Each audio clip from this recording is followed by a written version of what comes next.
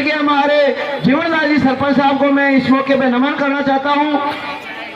वो हमारे बीच में नहीं रहे, लेकिन 2018 से लगातार रोज मेरे से लड़ते थे कि एमएलए साहब मेरे गांव में 400 मकान काट दिए, और वो डायरेक्ट कहते थे।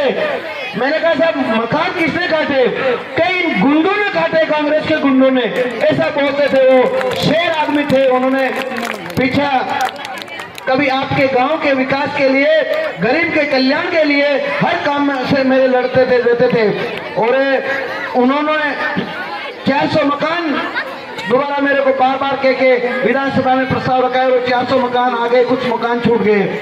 विकास के लिए जब हम आए थे तो ये स्कूल के सामने तालाब के नीचे कीचड़ कीचड़ था, 1-1 फीट के गड्ढे थे। मैंने उस मांग को हमारे लोकप्रिय देश के प्रधानमंत्री जी के वहां से प्रधानमंत्री ग्रामीण सड़क योजना के तहत उनकी मांग के अनुसार, जीवन की मांग के अनुसार चापे से सड़क सैंक्शन करवाई। क्या आपके आशीर्वाद, आपकी वोट की ताकत से हुआ? कांग्रेस वालों ने आज तक इस गांव में विकास करने की मंशा नहीं रखी, सिर्फ जातिवाद का ढेर खोला, भाइयों को भाई से लड़ाया, विकास की गंगा को उन्होंने रोकने का काम किया, एक दूसरे के ऊपर आपस में गुटबाजी पैदा की है। हमने कभी ऐसा नहीं किया। हमारे इस मंच में सभी समाज के लोग हैं। हमारी पार्टी का मिशन है सबका साथ, सबका विकास, सबका विश्वास लेते हुए हम काम कर रहे हैं। हमारी सरकार की सोच है, हमारा विजन है कि हमारे क्षेत्र में मूलभूत समस्याओं का समाधान हो, पेयजल, मीठा पानी मिले गरीब को, विद्यालय में टीचर हो, विद्यालय का भवन अच्छा हो, सड़क अच्छी हो, अस्पताल अच्छा हो, बिजली की व्यवस्था हो, रास्ते अच्छे हो, गरीबों को रोजगार मिले, हमारी ये बच्चियां आगे पढ़कर डॉक्टर बने, इंजीनियर बने, इनके लिए सुविधा हो। ये हमारी सरकार की सोच है। और इसी सरकार से हमारे देश के लोकप्रिय प्रधानमंत्री जी, हमारे मुख्यमंत्री जी उसी विजन से चल रहे हैं। हमारे भारत के जो ये बच्चे बेटी हुए, ये भी हवाई जहाज चलाए, पायलट बने, इंजीनियर बने। ये सपना कब होगा? ये सपना तभी संभव है मोदी जी के हाथ हमने 2014 के बाद उन्होंने हमारे देश में दिखाया है कि गरीब को कैसे फायदा हो। आजादी के इतिहास में 75 साल हमारे कांग्रेस ने वोट लेकर लूटा है देश को, लेकिन विकास की किसी का विजन नहीं था। उन्होंने योजनाबद्ध तरीके से भारत सरकार में नीति बनाकर, भारत सरकार में कानून बनाकर उन्होंने गरीब कल्याण के काम किए हैं, जिससे आज भी हमारे देश के गरीब क्यों हैं, इनका कल्याण क्यों नहीं हो रहा, पानी की व्यवस्था क्यों नहीं हुई, मकान क्यों, पक्का छत क्यों नहीं मिला। उन्होंने योजनाबद्ध तरीके से गरीब जनता का उत्थान करने के लिए मकान, प्रधानमंत्री आवास योजना सैंक्शन किया। और ऐसा नहीं भेदभाव, बिना भेदभाव किए नहीं, उन्होंने पूरे देश में मकान दिए हैं। प्रधानमंत्री आवास योजना, पूरे देश में शौचालय की व्यवस्था की, हर गरीब को शौचालय की सुविधा हो, मीठा पानी मिले, इसके लिए भारत सरकार में जल शक्ति मंत्रालय बनाकर पानी की व्यवस्था की, हर घर को टूटी से पानी मिले। और पंडित दीनदयाल योजना चलाकर उन्होंने कहा कि मेरे देश का गरीब किसान, गरीब आदमी ढाणी में रहता है, दूर दराज में रहता है, बिजली का डिमांड बहुत आता है, तो उन्होंने योजनाबद्ध तरीके से पंडित दीनदयाल योजना बनाकर हर घर को बिजली से कनेक्शन निःशुल्क देने का काम किया। कि हमारी सरकार का विजन है। कांग्रेस ने हमेशा वोट लेकर हमारे का शोषण किया है और जातिवाद में जहर बोला है और तुष्टीकरण की नीति अपनाई है। अभी उदयपुर में देखा हुआ, अरे गुरुजी, पिटिया जी, अरे यहाँ बैठो, अरे भैया नीचे बैठो, अरे पिटिया जी देखो, चुप करो। मैं ये निवेदन करना चाहता हूं कि कांग्रेस ने हमेशा हमारे को शोषण किया है, गांव में विकास नहीं होने दिया। मोदी जी का और हमारे मुख्यमंत्री जी का सपना है, जिस तरह गांव में, शहर में अच्छा विद्यालय है, सुंदर विद्यालय, प्राइवेट विद्यालय, इसी तरह हमारा गांव का गरीब का बच्चा भी ऐसे सुंदर विद्यालय में, गांव में भी अच्छा विद्यालय हो, उसके लिए इंफ्रास्ट्रक्चर सारे हो, अच्छे टीचर हो, सब्जेक्ट टीचर हो, लैब हो, सारी सुविधाएं हो। ये लक्ष्य लेकर हम चल रहे हैं। और उन्होंने अभी डीएमएफटी का जो कांग्रेस ने लंबे टाइम तक भ्रष्टाचार किया, माइनिंग विभाग से 3% जो रॉयल्टी का पैसा वसूला जाता था, वो पैसा कांग्रेस की झोली में खाते थे, वो ऊपर ले जाकर बंदरबांट करते थे। लेकिन मोदी जी ने कानून बनाकर उस बजट का, जिले का बजट जिले में खर्च हो, डिस्ट्रिक्ट मिनरल फाउंडेशन ट्रस्ट बनाकर मोदी जी ने भारत सरकार में कानून बना के कलेक्टर को उसका चेयरमैन बनाया और विधायक उसके सब मेंबर है। जहाँ आवश्यकता है, अभी मां साहब ने, गुरु जी ने मांगा, प्रिंसिपल साहब ने, या शेड लगने चाहिए, तो मैं आज मंच से घोषणा करता हूँ कि यहाँ हम जल्दी शेड लगवा देंगे। डीएमएफ से अगली गवर्नमेंट काउंसिल की बैठक होगी, उसमें इस कार्य को पूरा कराऊंगा, ये मैं घोषणा करता हूँ। और इस छत्ती में पानी टपक रहा है, इसके लिए भी हम, हमारे सरपंच साहब रमेश जी की लगातार मांग है कि साहब छत्रपति। मैंने सरपंच साहब को कहा, सरपंच साहब आपको पैसे की कोई कमी नहीं आने देंगे, आपके जितने भी काम है वो लिस्टेड कीजिए, हमारे को दीजिए, हम सारे काम करवाएंगे, आपको विश्वास दिलाते हैं, चाहे स्कूल का काम हो। और अभी इन्होंने और कुछ काम मांगे हैं सीसी रोड के, तो मैं तो ये कह रहा हूँ, आगरा गांव में देखो, आगरा से अशोक सड़क लंबे टाइम से 2020 से सैंक्शन थी, लेकिन उसको होने नहीं दिया, दुर्भावना से उस काम को रोक दिया कि यार सड़क बना देंगे तो आगरे वाले वोट भी देंगे।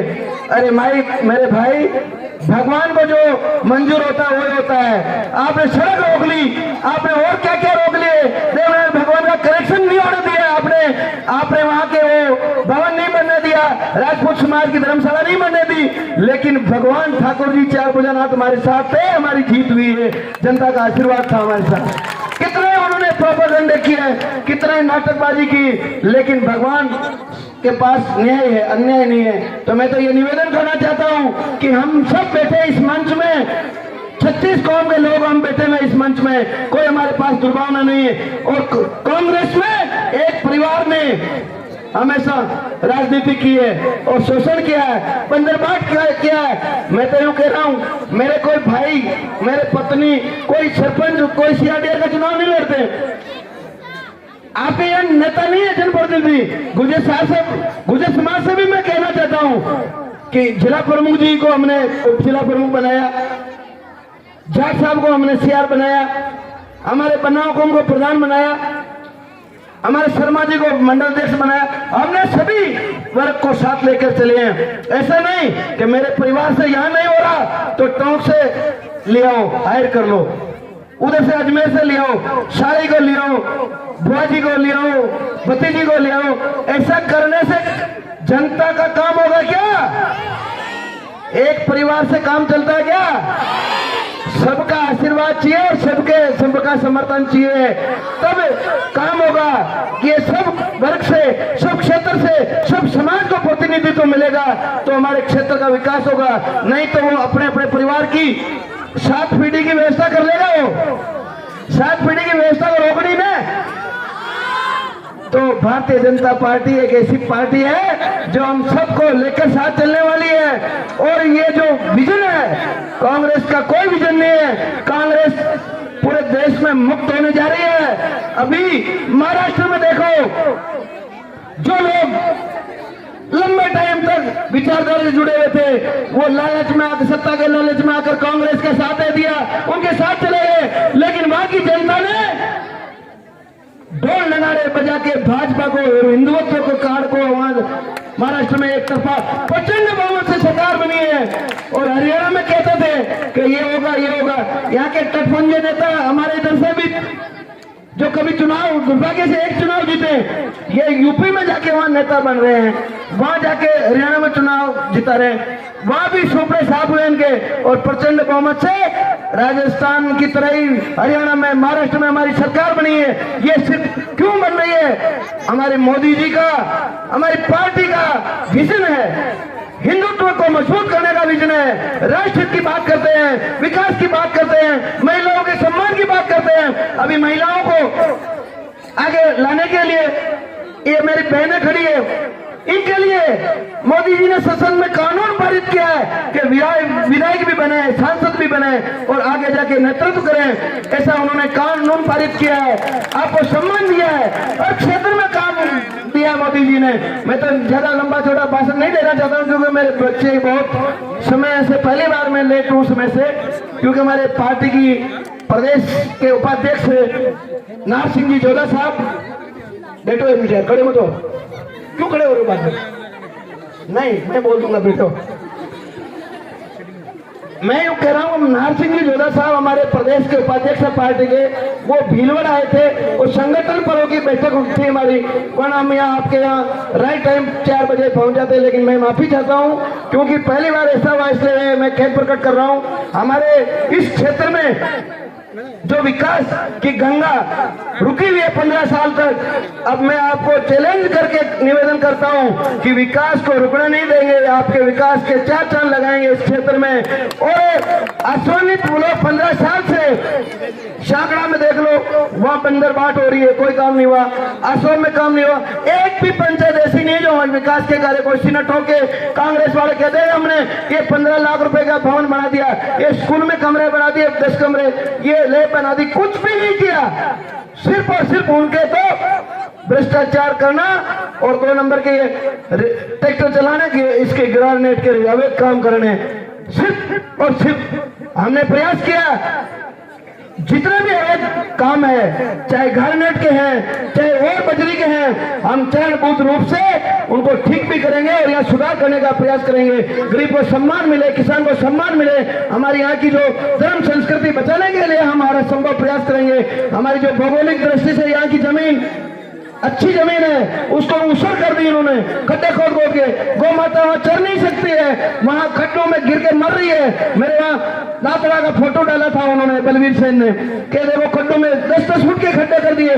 तो मैं ये निवेदन करना चाहता हूँ कि हमारी सरकार आए हुए 1 साल हो रहा है, इसमें से 3 महीने लोकसभा के चुनाव में गए और ये 2-2.5 महीने उपचुनाव में गए। हमारे को 4 महीने का काम समय मिला और जुलाई अगस्त में विधानसभा का बजट पारित हुआ, तो उस 4 महीने में हमने पूरा करने का काम करने का प्रयास किया।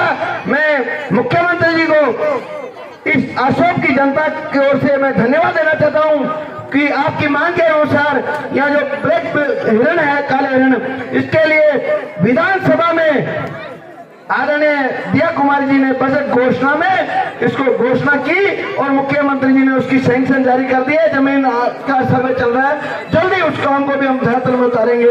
इसके लिए स्पेशल आदेश जारी कर दिया है, कलेक्टर को पाबंद कर दिया है। और मैं निवेदन करना चाहता हूँ, क्योंकि ये काम क्यों कर रहे हैं हम, ये काम इसलिए कर रहे हैं कि हिरणों के संरक्षण, एक तो हमारे जो हिरण है उनकी संख्या बढ़ेगी और टूरिज्म को बढ़ावा मिलेगा, देश विदेश से पर्यटन के क्षेत्र को मजबूती मिलेगी। जब यहाँ अगर अच्छा सवाई माधोपुर में अभ्यारण्य डेवलप हो गया, एक दिन में कुछ नहीं होगा, 1 साल में कुछ नहीं होगा, लंबे टाइम से हम उसको डेवलपमेंट करेंगे तो शाहपुरा भी बढ़िया है, इसको टूरिज्म हब बनाएंगे, अच्छी होटलें होगी, यहाँ अच्छी सड़क होगी, तो बाहर से टूरिज्म वाले आएंगे, पर्यटन आएंगे और इस क्षेत्र में होटल व्यवसाय मिलेगा, युवाओं को रोजगार मिलेगा, अनेक तरह की सुविधाएं बढ़ेगी। इस क्षेत्र की जो जमीन है की कीमतें हैं 1 लाख 2 लाख में, तो वो कीमतों 10 लाख 15 लाख कीमतें भी बढ़ेगी, किसानों की आमदनी बढ़ेगी, हर क्षेत्र में काम होगा। अभी ये बाबा कह रहा था मोहन जी सरपंच साहब, कोटावाली सड़क क्यों करी? कोटावाली बाबा थाना ध्यान को ने ये वास्ता करी कि शक्करगढ़ नेशनल हाईवे से सीधा आप आमलदा से सीधे शक्करगढ़ पहुंच जाओगे नेशनल हाईवे में, तो यहाँ जाने में 1.5 घंटा लगेगा और सीधे जाने में 30 मिनट में आप शक्करगढ़ हाईवे पकड़ दोगे, बूंदी पहुंचोगे 1 घंटे में। इसलिए सड़क की है। और शाहपुरा को जोड़ने के लिए इस पंचायत के लास्ट बॉर्डर पे जो बिस्ने से सीधी सड़क जाएगी, शाहपुरा जिला मुख्यालय को बड़ी सड़क जोड़ेंगे, एमडीआर घोषित कराया, 200 करोड़ की सड़क है। ऐसे हमने बहुत अच्छे काम कराने का पूरा प्रयास किया है। हमारे जनप्रतिनिधि, सरपंच साहब, मंडल अध्यक्ष, प्रधान जी, हम सब मिलकर, हमारा एक ही विजन है, हमारे क्षेत्र का विकास हो, विकास हो, विकास में राजनीति नहीं हो। हमने पहले भी कहा था कि भाई हम 5 लाख रुपए एक समाज को दे दिए, तुम 10 लाख दे दो ना भाई, तुम्हारे कौन मना कर रहा है? हमारे काम को क्यों रोक रहे हो? लेकिन उनके तो सिर्फ और सिर्फ दुर्भावना पूर्वक उन्होंने काम किया।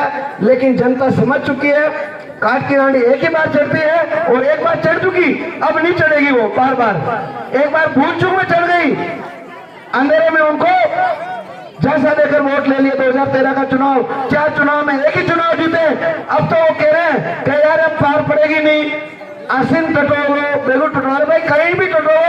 यहाँ की जहाजपुर की जनता तो बहुत एडवांस हो गई है। यहाँ की जनता हमारे साथ कदम से कदम मिलाकर हर मोर्चे में हमारे साथ है। और मैं यहाँ की जनता को विश्वास दिलाता हूँ, कितना ही वो बड़ा पावरफुल हो, कितना भी आदमी हो, आपको घबराने की डरने की जरूरत नहीं है। मेरे तो 50-55 किलो वजन है, लेकिन आपके वोट की ताकत ऐसी है, 500 किलो का आदमी भी आएगा उसको भी सल्टा दूंगा मैं। ये आपकी ताकत है वोट की। इसलिए आपको डरने की, घबराने की जरूरत नहीं है। गलत काम हम करेंगे नहीं और करने नहीं देगा, कितना ही बड़ा आदमी हो। हम आपके सम्मान के साथ इस एरिया में शांति चाहिए, एरिया में भाईचारा चाहिए, एक क्षेत्र में विकास होना चाहिए।